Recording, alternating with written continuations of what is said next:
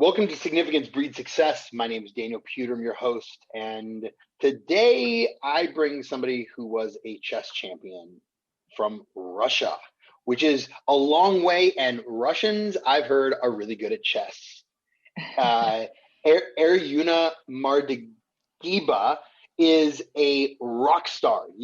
I'm excited because applying chess principles to life and career, with you being a Siberian social activist, you being a chess champion, you being a badass business developer in the startup and venture capital world.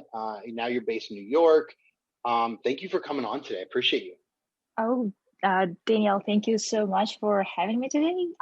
So I thought about these chess principles because recently I've seen the Netflix show Queen's Gambit, and it took me back to my childhood days. So when I spent like 5 years in chess school in a small Siberian town, and I became a state champion at the age of 11, as you said.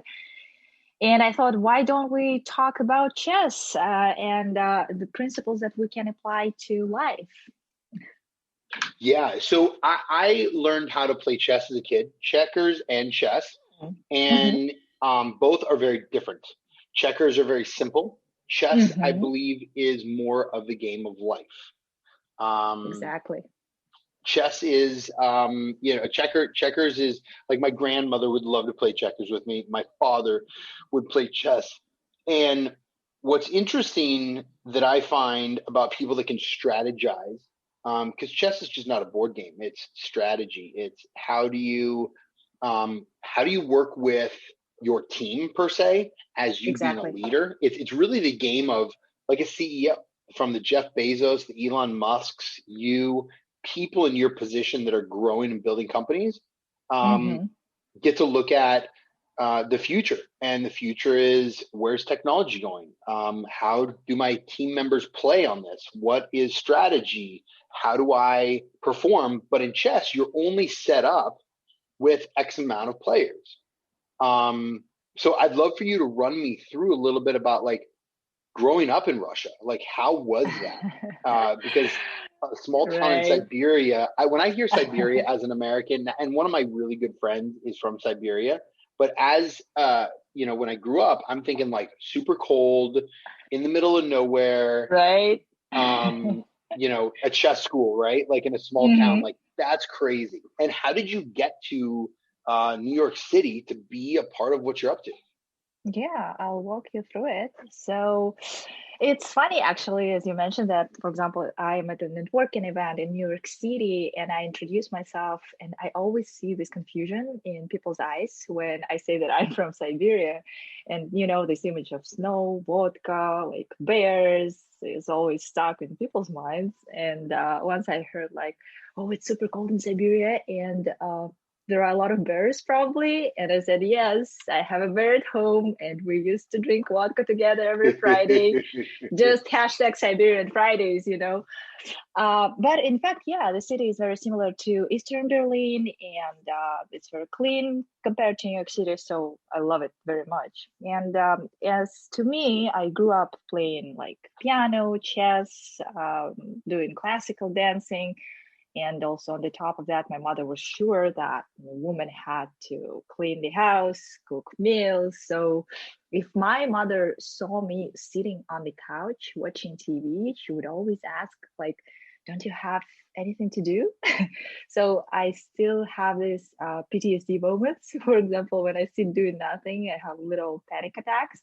And, she always told me, if you can't do something, it means you do not really want it. So going to all these activities like music school and chess school gave me some escape where I could express myself and feel that I do belong to something bigger than I am. And that was a great feeling. Yeah. And this is how I got involved in chess.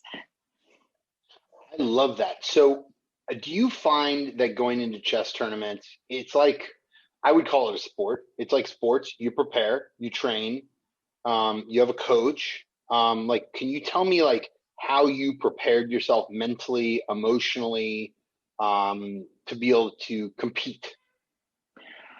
It's really interesting because I started doing it since I was like 6. And I remember every time I was upset, my granddad always told me that if you cannot accept that you lost, you can never win big. And then this resilience that I got from chess really guided me through life. And I do believe in this theory of 10,000 hours. If you do something for a long time, you get like better at it. So that's why once you train yourself, and you are a professional sportsman and undefeated MMA fighter, I'm sure you like get what I'm saying, like Yeah, 100%. for sure. I mean, somebody told me a couple days ago. Oh, I was doing marksman training, and I had a guy come down, and he's a top competitor in the world for shooting guns, and he's in the Coast Guard. He's an amazing human, and he was talking about. He looked at me, and goes, "Well, you know, you must have lost. You know, how'd you like that?" And I'm like, "I've never lost a fight." And he goes, Mm-hmm. "How about in training?" I go, "I got my butt whooped every day." And he goes, "Well, there you go." I go, "Yeah, but I didn't lose." Like I looked at that as the training side of it. The competition was the winning side of it.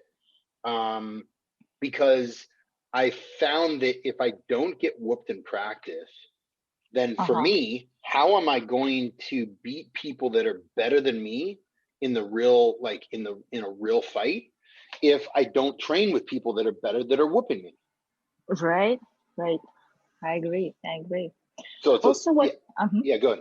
no, I just like thought of inclusivity in chess that other than like building like resilience, I do think that it's great that chess is that game that is for everyone and it transcends language, age, race, religion, socioeconomic background. It is very, very inclusive. And I do believe that society should be like chess. And yeah, I like, I wanted also to share with you a story that when I was 16, I was very excited about being accepted to one of the top universities in the country, and it was in Moscow. And I was excited, like bright lights, big city, Moscow, that's great. But when I got there, actually, I realized that it was not that diverse in Moscow, like the whole situation. And I remember I had to run away from like 6 huge skinheads in my high heels in the city center, and then like hide behind a column on a subway platform. And I was so scared for my life. And it's quite a realization that someone could kill you just because you are different from them. And yes, there are racists everywhere, and in less diverse countries, like there are more of them. But the thing is that people are not born racist, right? And the real question is like how we educate those people on what compassion and empathy are, and what can we do to start a conversation about what we have in common instead of what separates us, and what can we do to create an environment where people release their like pain and transform it into acts of kindness. And I mean, I really think that chess like brought me to the world where we have to share our like empathy with others and teach others how to do it. So I love empathy, and I haven't talked about empathy on this show in a while. And Oh, I find that it's been a few episodes. I find that people um, we're never taught how to have empathy. I find we're taught how to be right and how to right. judge people, Exactly. but it's so powerful to be able to, because I find is what's in you is what comes out of you is what's inside of you. So Mm-hmm, if mm-hmm, you have empathy, then you're probably having empathy for yourself. If you have love, then you're loving yourself. If you have anger, then you're taking that and judging people and blaming people and all that. Then you're probably got some anger inside yourself. So mm-hmm, empathy mm-hmm. is so powerful. My brother's a psychiatrist, and we talk about that. I Do love you it. actually remember the moment when you decided for yourself that, okay, this is the moment when I think that I'm gonna help bullet youth to thrive? I can feel it. So I just felt it really powerfully. I was, I don't see the exact moment, and I didn't even understand it back then, about 10 years ago. It was October 10 years ago. So Uh-huh. we've been doing this for 10 years now. I've been doing this for 10 years. And I was in a fight contract problem around that time. Like I literally just lost everything over the last year, the year before. Mm. So nobody knows this story. I've never really talked about it. Oh, I wow. will. I will when it comes out in my book next year. But Looking forward um, to it. yeah, right. Um, I find that I was going through so many problems, and I'm like searching for myself. And it was when I was 26 years old, for instance. Mhm. I was number 26 in the world for heavyweight fighters. I was 26-0, and I was 26 years old. Like really interesting that I put all this together like a year ago, and I was doing great. I was on top of the world. I was winning all my fights. I had endorsement deals, and within 18 months, everything was gone because of fight contracts. Because I was locked into exclusive deals, and I couldn't get out. I finally had to sue them. Had to find a lawyer to do it. I mean, super challenging. So and then I went back and I had a couple more fights, and my heart just wasn't in it anymore to the Okay. level it was before. And I find that when I was a kid, that's what happened to a certain extent too. Is I was put into a system that told me that I wasn't good, or I wasn't, like, they labeled me learning disabled and put me in special ed classes. And Mm. in my world now, owning private schools, my thought is I want to tell the kid, here's how you learn. You're not bad or wrong. And it's a good thing that we're teaching you how you learn at this point when you're in middle school or high school, Mhm. because not everybody's good at everything, but you can put your time and effort into things that you're really good at, and you can choose to put time and effort into things that you're not so good at so you can get better at it. But in the real world, you don't have to be good, or you don't have to be, let's say, great at everything. So, like, I'm not a lawyer, but I have 3 lawyers that work for me. I'm not a CPA, but I have a CPA and an accountant. I'm not a educator by trade, but I have people with their JDs, their MBAs, their Mhm. PhDs working for me.